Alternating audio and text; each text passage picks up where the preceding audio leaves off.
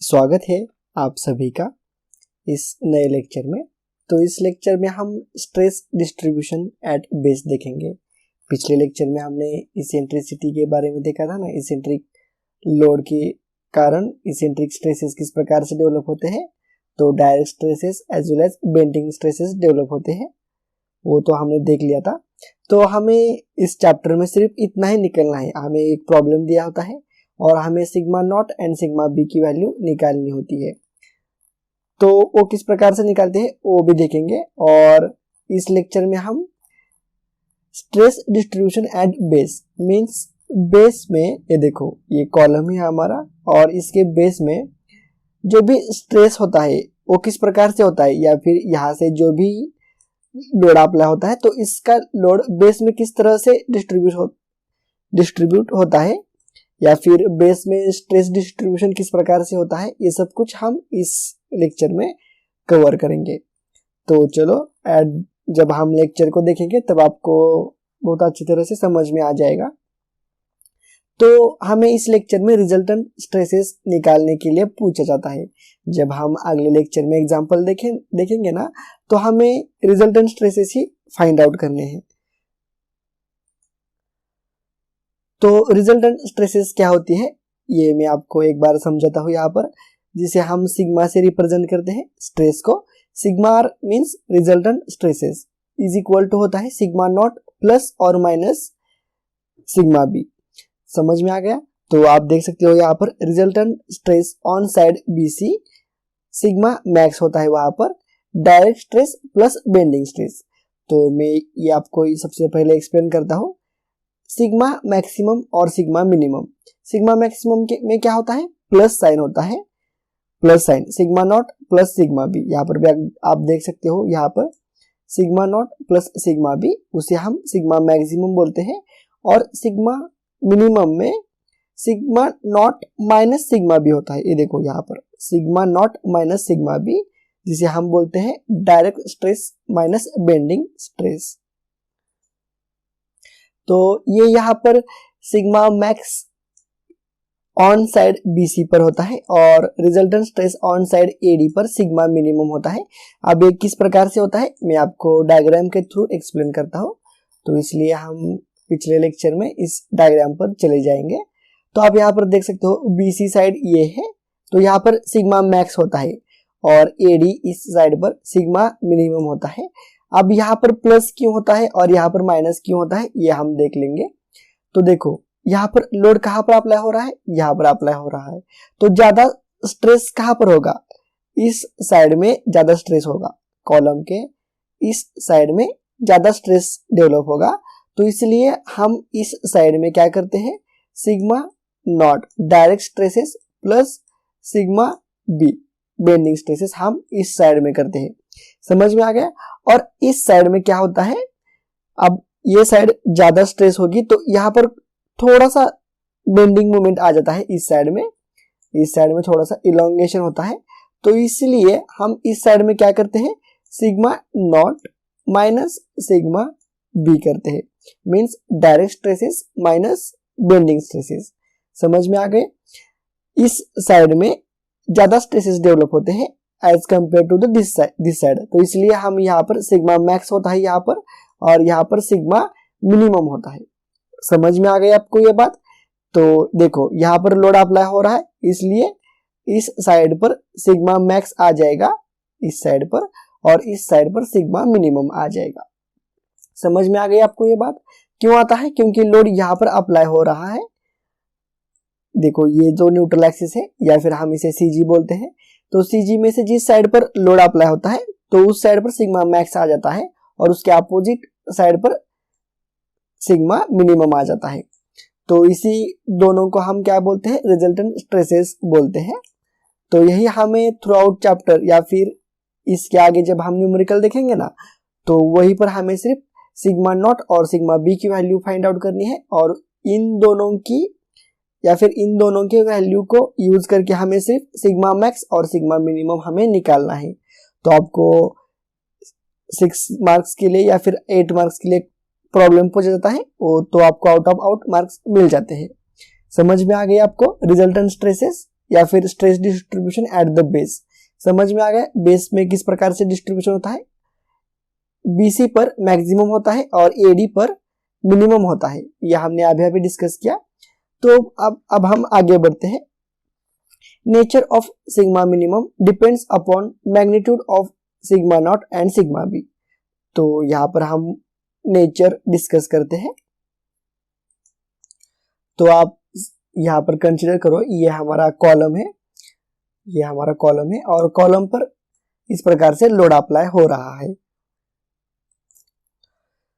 तो इसकी इसेंट्रिसिटी होगी कुछ, तो हम एज्यूम करते हैं। तो हम सबसे पहले सिग्मा नॉट और सिग्मा बी की वैल्यू निकालते हैं। अब सिग्मा नॉट की वैल्यू किस प्रकार से निकालते हैं, ये फॉर्मूला हमने पिछले लेक्चर में ऑलरेडी डिस्कस किया है। यहाँ पर भी दिया है सिग्मा नॉट का फॉर्मूला P अपॉन A और sigma B M upon Z। तो जब सिग्मा नॉट भी पॉजिटिव है और सिग्मा बी भी पॉजिटिव है तो यहाँ पर कॉम्प्रेसिव नेचर आ जाता है। देखो ये भी प्लस है और ये भी प्लस है, और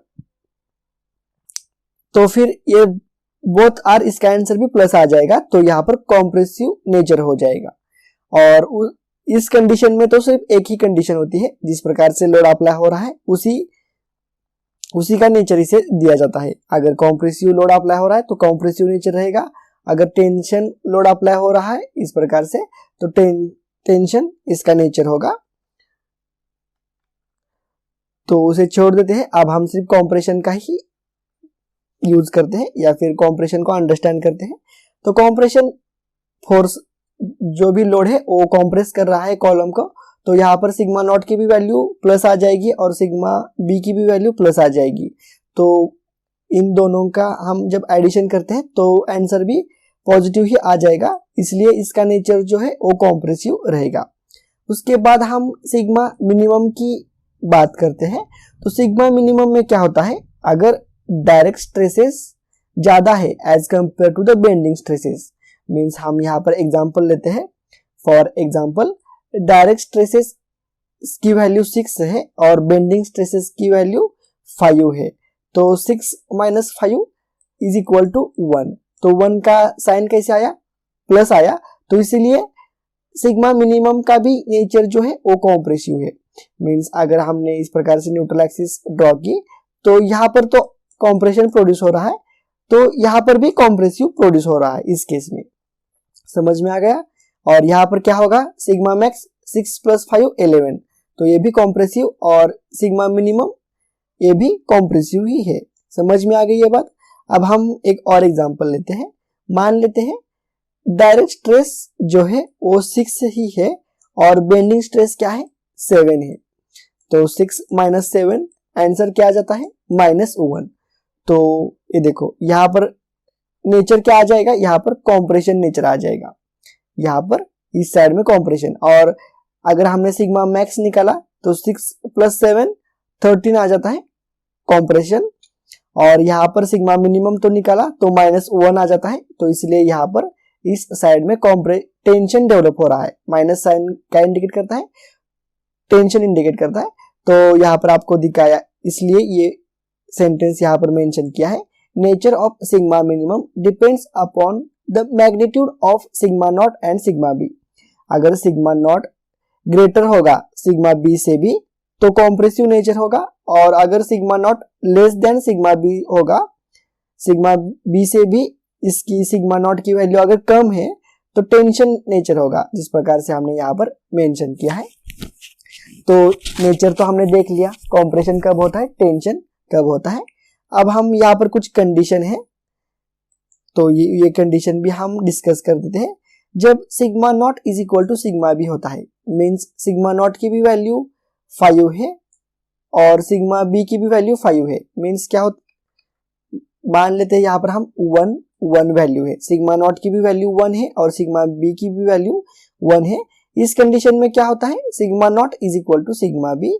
तो इस कंडीशन में द मिनिमम स्ट्रेस इज 0। ये देखो यहाँ पर जो सिग्मा मिनिमम है ना वो 0 हो जाता है, और मैक्सिमम क्या हो जाता है, स्ट्रेस इज 2 सिग्मा नॉट, क्योंकि sigma naught is equal to sigma B है, तो sigma naught + sigma naught 2 sigma naught हो जाता है। समझ में आ गया आपको। क्योंकि sigma naught is equal to sigma B है यहाँ पर। तो मिनिमम स्ट्रेसेस इस कंडीशन में 0 आते हैं और मैक्सिमम 2 सिग्मा नॉट आते हैं। अब हम सेकेंड कंडीशन डिस्कस करते हैं। ये देखो, sigma naught is greater than sigma B, means sigma naught की वैल्यू ज्यादा है सिग्मा बी से भी। तो यहाँ पर हम इसे कंसिडर करते हैं 2 है और सिग्मा बी की वैल्यू क्या है, 1 है। Sigma naught is greater than sigma B. तो इस कंडीशन में the resultant stresses is compressive, means resultant stresses means ध्यान में रखना, sigma max and sigma minimum both are compressive. Resultant stresses means sigma max and sigma minimum. तो यहाँ पर resultant stresses ही कॉम्प्रेसिव है, मींस सिग्मा मैक्स की भी वैल्यू कॉम्प्रेसिव रहेगी और सिग्मा मिनिमम की भी वैल्यू कॉम्प्रेशन ही या फिर उसका नेचर जो है वो कॉम्प्रेसिव नेचर होगा। समझ में आ गई सेकंड कंडीशन।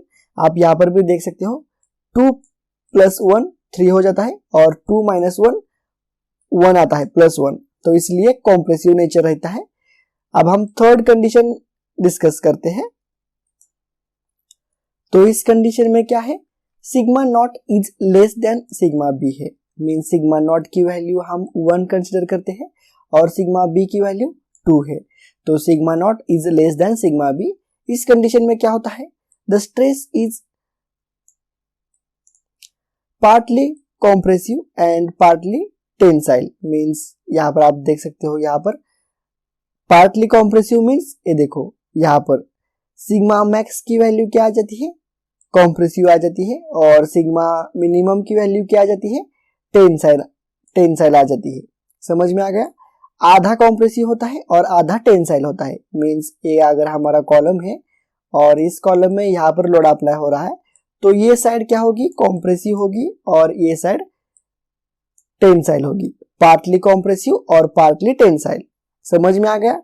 ये 3 कंडीशन है जो हमें बहुत ही हेल्पफुल होंगी जब हम प्रॉब्लम सॉल्व करेंगे ना, तब आपको ये बहुत ही हेल्पफुल होगी ये सभी कंडीशन।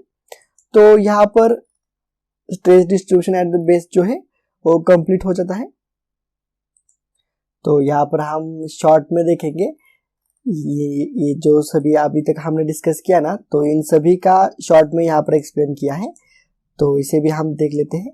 तो ये भी बहुत हेल्पफुल होगा एग्जाम में। यही का जब हम प्रॉब्लम देखेंगे ना तो ये बहुत ही इंपॉर्टेंट होगा, सिर्फ इतना ध्यान में रखना। In such type of example means हम जो भी हम आगे एग्जाम्पल देखेंगे ना, तो compressive stress is taken as positive and tensile stress is as negative. Means अगर हमारा आंसर जो है सिग्मा मैक्स और सिग्मा मिनिमम का जो भी आंसर होता है वो अगर पॉजिटिव आता है तो उसे हम कॉम्प्रेसिव स्ट्रेस कहेंगे और अगर नेगेटिव आता है तो उसे हम टेंसाइल स्ट्रेस कहेंगे। समझ में आ गया। अगर हमारा आंसर पॉजिटिव आ गया तो उसे हम कॉम्प्रेसिव स्ट्रेस कहेंगे और नेगेटिव आ गया है तो उसे हम टेंसाइल स्ट्रेस कहेंगे। तो यहाँ पर सिग्मा मैक्स का फिर से एक बार फॉर्मूला दिया है, यहाँ पर sigma naught plus sigma B, समझ में आ गया। और सिग्मा मिनिमम का वैल्यू फॉर्मूला दिया है यहाँ पर sigma naught minus sigma B, समझ में आ गया। ये कंडीशन दी है अगर कॉम्प्रेसिव किस कंडीशन में होता है और टेंसाइल किस कंडीशन में होता है, जो कि हमने यहाँ पर ऑलरेडी डिस्कस किया है। उसके बाद इस या फिर इस 1.1 में जो भी न्यूमेरिकल है वो सब कुछ इसी पर डिपेंड है। ये देखो यहाँ पर मैं एक्सप्लेन करता हूँ आपको। ये देखो 2 फॉर्मूले है, मीन्स 2 फॉर्मूले है ज्यादातर। सिग्मा मैक्स का ये फॉर्मूला जो कि P/A प्लस M/Z और सेकेंड वन सिग्मा मिनिमम का फॉर्मूला, सिर्फ यहाँ पर साइन चेंज हो जाता है, मीन्स फॉर्मूला सिर्फ एक ही है। और सिग्मा नॉट मीन्स क्या होता है, P/A होता है। अब ये कौन सा होता है, एरिया कौन सा होता है, M किस प्रकार से निकालते हैं, Z सेक्शन मॉडुलस किस प्रकार से निकालते हैं, ये हम आगे के लेक्चर में जब प्रॉब्लम सॉल्व करेंगे तब ये सब कुछ पार्ट हम डिस्कस करेंगे। तो चलो इस लेक्चर में बस इतना ही। एक बार रिवीजन कर लेते हैं अभी तक हमने क्या क्या सीखा है, तो हमें प्रॉब्लम सॉल्व करते समय आसानी होगी।